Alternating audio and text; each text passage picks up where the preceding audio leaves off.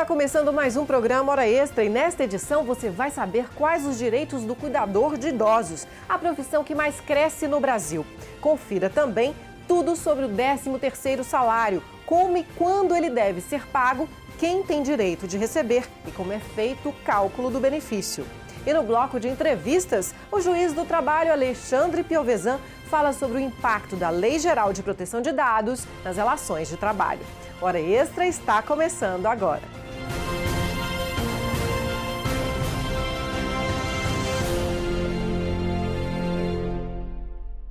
Para alguns, o benefício representa um desafogo na hora de fechar as contas do final do ano. Para outros, é a garantia de alguma fartura no período de festas. Seja qual for o destino que o trabalhador dá ao 13º salário, é importante saber quem tem direito a recebê-lo, como ele é calculado e quando deve ser pago. Confira a seguir. Todo trabalhador espera ansioso pela chegada dele. Geralmente vem parcelado em 2 vezes ou pago integralmente. Seja como for, uma coisa é certa: o 13º muitas vezes é um alívio para o bolso. Geralmente a gente costuma pagar dívidas, né? Ajuda também no material da escola dos meus filhos. A gente dá para realizar algum sonho, dá para fazer uma viagem. Nos anos anteriores era para sair do sufoco mesmo, Mas nesse ano de 2020 já estou planejando outros gastos, como por exemplo a aquisição de uma mesa nova, coisas para casa, né? Valei-nos Santo 13º, ajudai-nos na hora de pagar as dívidas, assim seja, amém. Brincadeiras à parte, esse salário extra, também conhecido como gratificação natalina, é um direito de todo trabalhador, urbano, rural, doméstico e avulso, aquele que não tem vínculo empregatício.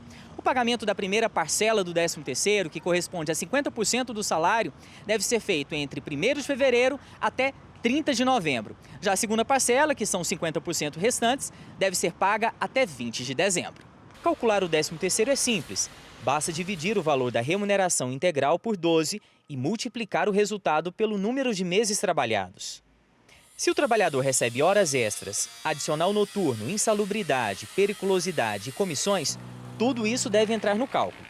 Muitos não sabem, mas a primeira parcela da gratificação natalina pode ser paga quando o trabalhador tira férias. Mas atenção, ele precisa solicitar à empresa por escrito até o mês de janeiro do respectivo ano. Outra curiosidade: a partir de 15 dias de serviço, o empregado passa a ter direito a receber o 13º. Se o empregado pedir demissão ou for dispensado sem justa causa pela empresa, o benefício deve ser pago na extinção do contrato de trabalho. Também é importante saber quem não tem direito a receber esse salário extra. Estagiário não recebe 13º. Funcionário demitido por justa causa não recebe 13º. Como na origem ele era considerado uma gratificação, quer dizer, gratificação vem de graça, né? De uma pessoa que fez por merecer aquela graça obtida. O conceito é esse. Então, quem não faz por merecer, no caso de quem foi demitido por justa causa, não recebe. Por isso que tem aquela questão das faltas também. O funcionário faltou mais de 15 dias, não vai receber o 13º referente ao mês. Por quê? Porque você tem que fazer jus a essa graça, a essa gratificação. Se a data limite para pagamento do 13º cair no domingo ou feriado, o empregador deve antecipar o benefício ou pode ser multado. Também será sujeito a multa se pagar só uma parcela da gratificação natalina. A empresa deve sempre respeitar a data limite para pagamento do 13º, mas não tem obrigação de pagar todos os empregados no mesmo mês. No passado, esse salário extra era apenas um costume, baseado no espírito de solidariedade em época de Natal. Com o tempo, essa gratificação ela foi se estendendo a toda a sociedade, realmente se tornou um costume, e em 62, por pressões políticas, o presidente da República, na época, o João Goulart, ele estava quase sendo deposto. E ele aprovou o 13º, essa forma de lei foi promulgada para ter apoio dos sindicatos durante a crise. Então, era um costume que foi transformado em lei por uma questão política, qual seja, manter o presidente no poder. Posteriormente, em 88, foi inserido esses direitos sociais na Constituição Federal. Falando em Constituição Federal, uma dúvida que muita gente tem é se o 13º pode ser extinto. O tema é controverso. Há quem entenda que esse direito é uma cláusula pétrea, ou seja, que não pode ser extinta ou alterada por emenda constitucional. Já este advogado diz que a gratificação natalina pode ser retirada da lei sim, mas é difícil. E quando a Constituição consagrou no texto constitucional o 13º, para fazer a mudança do que você poderia fazer uma mudança de uma lei, agora você vai ter que fazer uma mudança do texto constitucional. E essa mudança do texto constitucional só com emenda constitucional. Essa emenda constitucional, ela exige votação em 2 turnos, tanto na Câmara dos Deputados quanto no Senado Federal, e por votação de maioria absoluta. É muito difícil de ser modificado, alterado. A profissão de cuidador de idosos está em alta no Brasil. É a atividade que mais cresce no país em razão do envelhecimento da população. Acompanhe o dia a dia do cuidador de idosos e quais os direitos desse trabalhador. Jaqueline Soares tem 32 anos e há 10 trabalha como cuidadora de idosos. A rotina inclui acompanhar e dar suporte às pessoas mais frágeis, mas no passado, contratada como cuidadora, Jaqueline já foi obrigada a desempenhar atividade que não era da sua profissão. A minha rotina era bem, não só de cuidadora também, né? Era de doméstica também, né? Eu lavava, cozinhava para ela, lavava as roupas íntimas dela, né? As camisolas dela, que ela exigia muito para lavar. Às vezes ela pedia para eu, às vezes, passar um pano no chão também. A profissão é uma das que mais crescem no Brasil, mas não engloba realizar atividades domésticas, como esclarece Júnior Lopes, cuidador há 3 anos.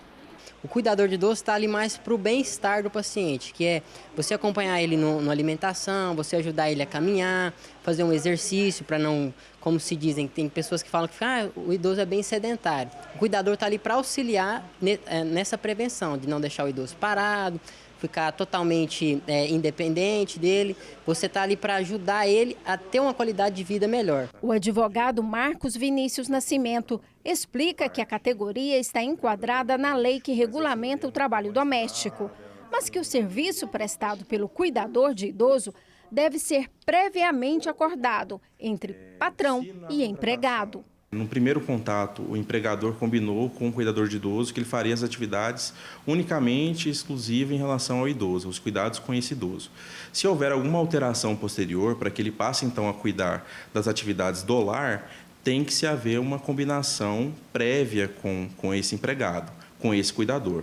Se tiver dentro das condições pessoais dele o desenvolvimento também dessas atividades, não há nada que impeça. Agora, se houver um acúmulo excessivo de trabalho, porque há idosos que demandam um pouco mais de cuidado, um trabalho um pouco mais próximo, e se o cuidador de idoso tiver que deslocar para fazer uma outra atividade, haverá um conflito ali entre as atividades. Então, esse é o ponto que tem que ser observado.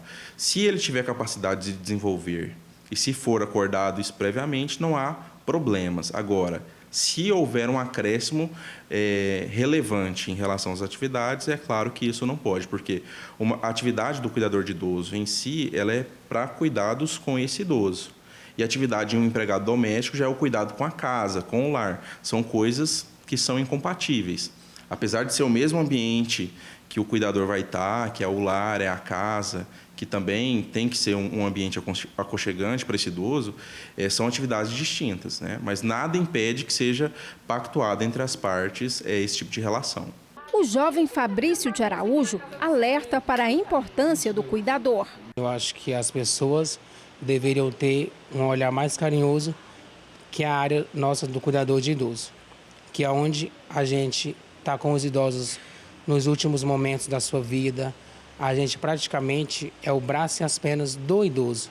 A gente trabalha em prol do idoso. Seu Joaquim Pires, de 91 anos, só tem elogios pela sua cuidadora. É meu amor, viu? Que eu gosto dela de paixão, como ser minha irmã, sabe?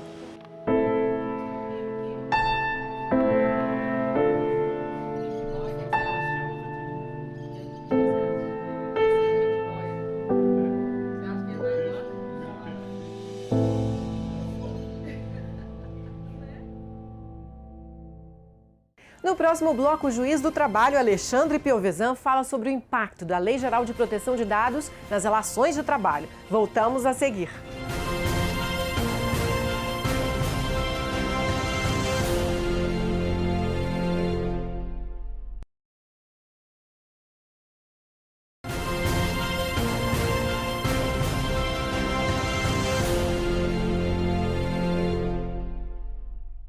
O fluxo intenso de dados e a constante troca de informações a cada nanosegundo faz com que o ambiente virtual precise sofrer regulamentação, tanto no campo ético como no que se refere ao uso e tratamento dos dados pessoais e particulares em ambientes privados e públicos. Para isso, foi criada a Lei Geral de Proteção de Dados, LGPD.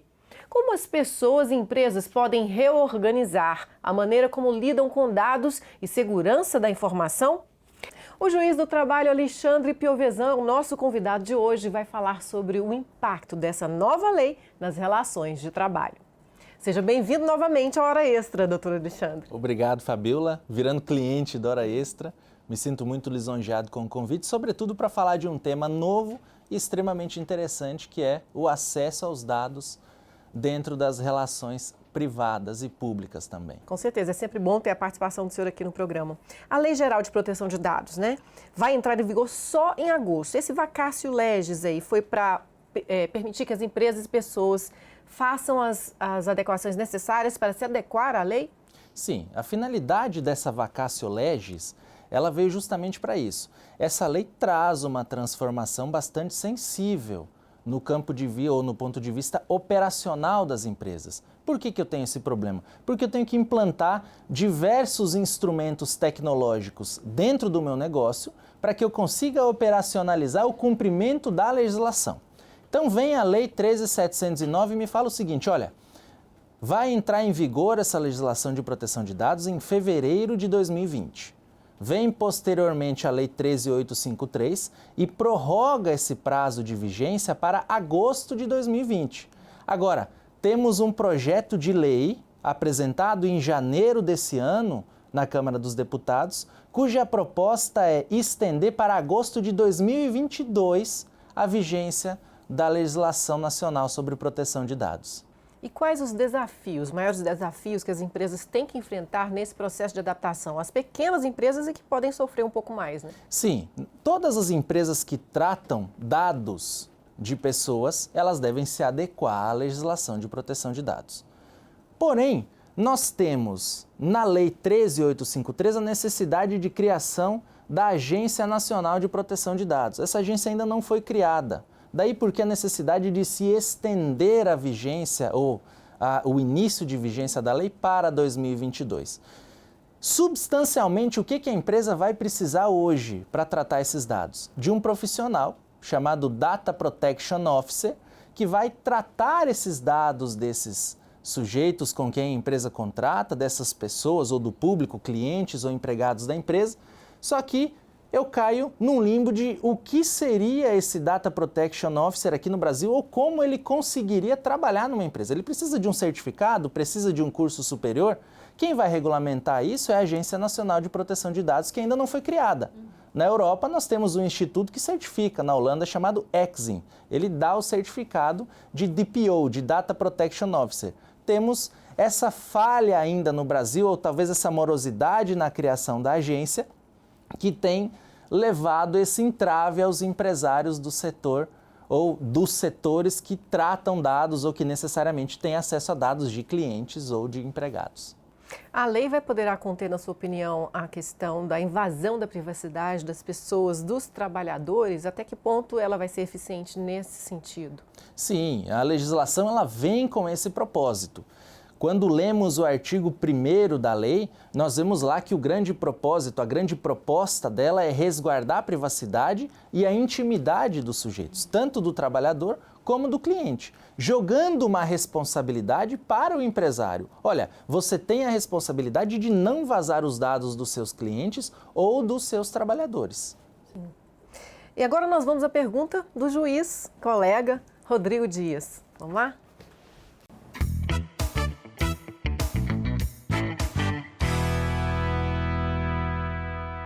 Oi, Alexandre, tudo bem?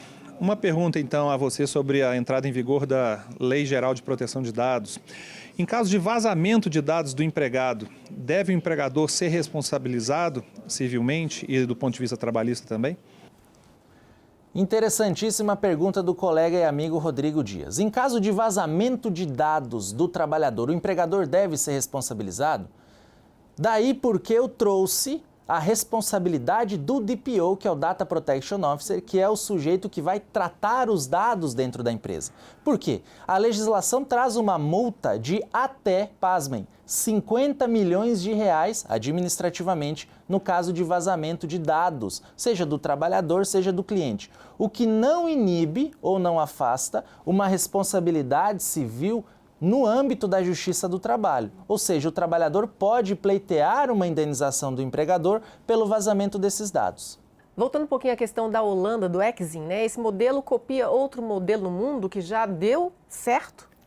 Veja, Fabiola, esse nosso modelo de proteção de dados, que foi criado no ano de 2018, é semelhante ao RGPD europeu, que é o Regulamento de Proteção de Dados na Europa, que foi editado em 2016. Então nós temos sim uma confluência, uma aproximação de interesses e de finalidade, de mens legis da nossa legislação. Recente também, né? Super recente. Ok, doutor Alexandre, nós vamos agora para um rápido intervalo. Hoje estamos conversando com o juiz do trabalho e presidente da Matra 18, Alexandre Piovesan, sobre os impactos da nova Lei Geral de Proteção de Dados nas relações de trabalho. Não saia daí, voltamos já.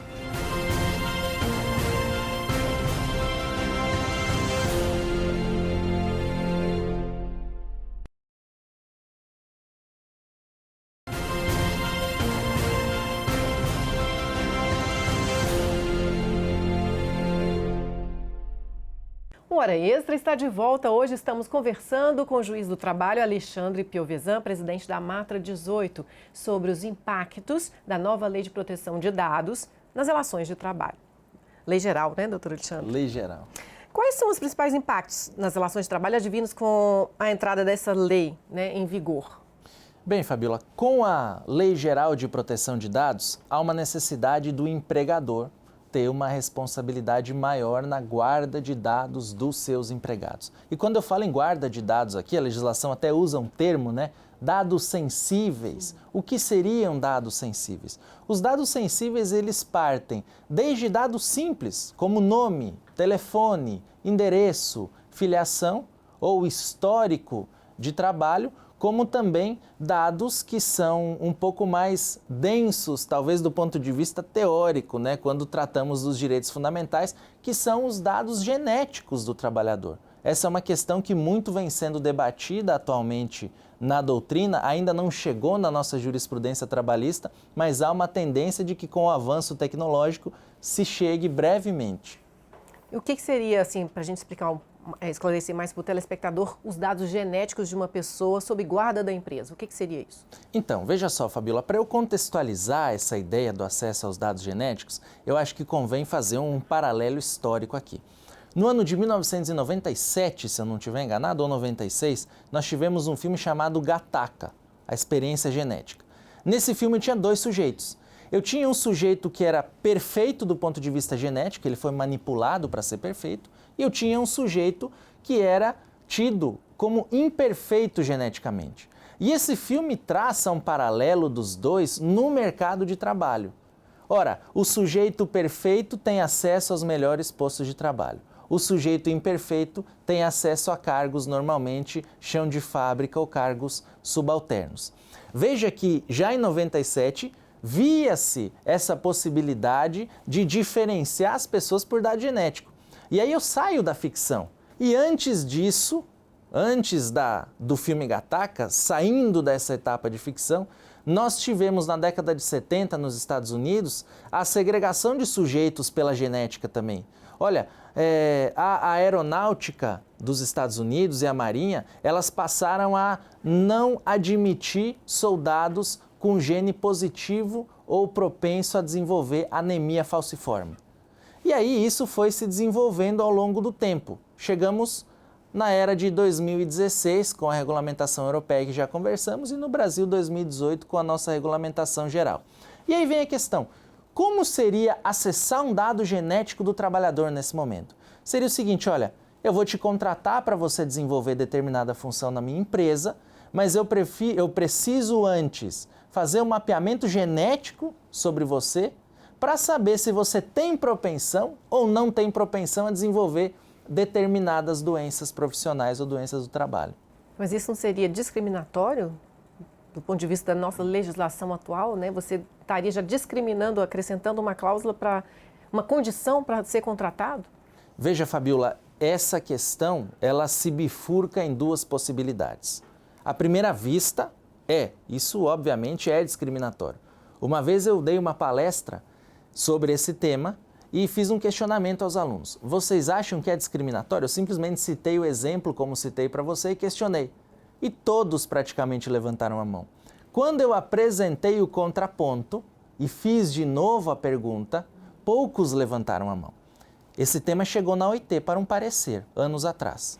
E a OIT disse o seguinte, olha, quando o acesso ao patrimônio genético for necessário para tutelar um bem maior, como a vida e a saúde do trabalhador, é possível sim que o empregador avance no acesso a esses dados genéticos do trabalhador, desde que haja legislação local sobre esse tema. Portugal correu, fez uma legislação, copiou o parecer da OIT. Vem o tema para o Brasil. E aí eu coloco a seguinte situação. Suponha uma empresa que trabalha com agrotóxicos, né? O trabalhador vai ter que ficar em contato com veneno constantemente, certo? Essa empresa vai contratar um trabalhador e fala assim, olha, eu preciso fazer um mapeamento genético sobre você para saber se você tem propensão a desenvolver algum tipo de câncer, porque a minha empresa trabalha com um produto que é potencialmente causador de câncer, sobretudo em quem tem esse gene positivo ou capaz de se desenvolver para um câncer ou uma metástase. Nesse ponto, seria discriminatório o acesso aos dados genéticos? Veja, eu faço um mapeamento genético para resguardar a saúde desse trabalhador. Falando o seguinte, olha, você tem um risco de trabalhar para mim e ficar doente. Então eu estou resguardando você e, consequentemente, obviamente, eu estou me resguardando também. Porque existe uma contingência social bastante pesada do ponto de vista financeiro, onerosa, quando um trabalhador adoece trabalhando para um empregador. As discussões estão crescendo nesse sentido, é muito interessante. Doutor Alexandre, agora nós vamos à pergunta do Diogo Aguiar, que é servidor aqui do TRT. Fez física, formado em física, vamos lá. Ótimo.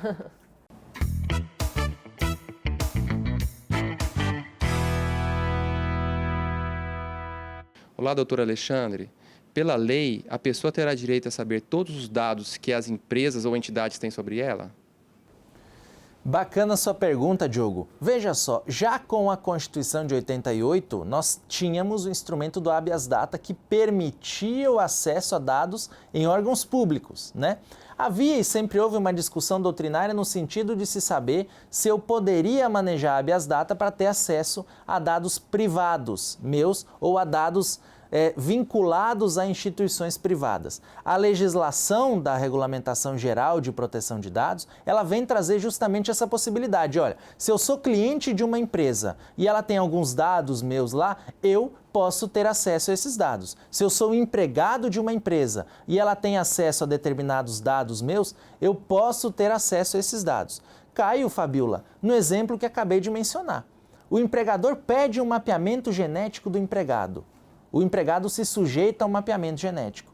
O empregado tem o direito de saber o resultado desse mapeamento genético para, posteriormente, se direcionar até no mercado de trabalho, direcionar a própria vida. Onde que eu tenho que me cuidar mais, onde que eu tenho que me cuidar menos ou onde eu posso me cuidar menos. Então, essa possibilidade, Diogo, ela é perfeitamente possível. Doutor Alexandre, você escreveu um artigo há alguns anos que fala do empregado de cristal. O que isso tem a ver com o patrimônio genético do trabalhador? Sim, esse artigo eu escrevi com um grande amigo, o advogado Rafael Miziara, e nós escolhemos colocar esse termo no artigo por uma razão bastante simples. Quando você pega um cristal e você olha dentro dele, ele é translúcido, não é? Eu consigo acessar o outro lado dele. E aí eu pego esse cristal, se eu colocar a minha mão aqui, eu consigo ver que a minha mão está do outro lado dele. Hoje, com o acesso ao patrimônio genético do trabalhador, nós temos exatamente essa questão. o empregador consegue olhar por dentro do empregado e consegue filtrar a possibilidade de contratação ou não, olhando por dentro do empregado. Esse é o primeiro termo, ou essa é a primeira finalidade que nós utilizamos, pela qual nós utilizamos o termo empregado de cristal. Existe uma segunda. Se esse empregado for fragilmente genético, né, ele possivelmente pode se quebrar. E o cristal também se quebra fácil. Por isso nós utilizamos esse termo empregado de cristal. Interessante, só veio para mim a segunda ideia, né? Que é do quebrar fácil. Sim. Doutor Alexandre, muito obrigada pelos importantes esclarecimentos aqui sobre esse assunto, que é novo, né? Que vai interessar muita gente. Muito obrigada. Eu que agradeço, Fabíola, e me coloco sempre à disposição. O Hora Extra fica por aqui. Hoje conversamos com o juiz do trabalho, Alexandre Piovesan, presidente da Matra 18, sobre os impactos na nova Lei Geral de Proteção de Dados nas relações de trabalho. Obrigada por sua atenção e não deixe de acompanhar mais notícias do TRT de Goiás pela Rádio Web, pelas redes sociais, pelo portal do TRT. Até a próxima semana.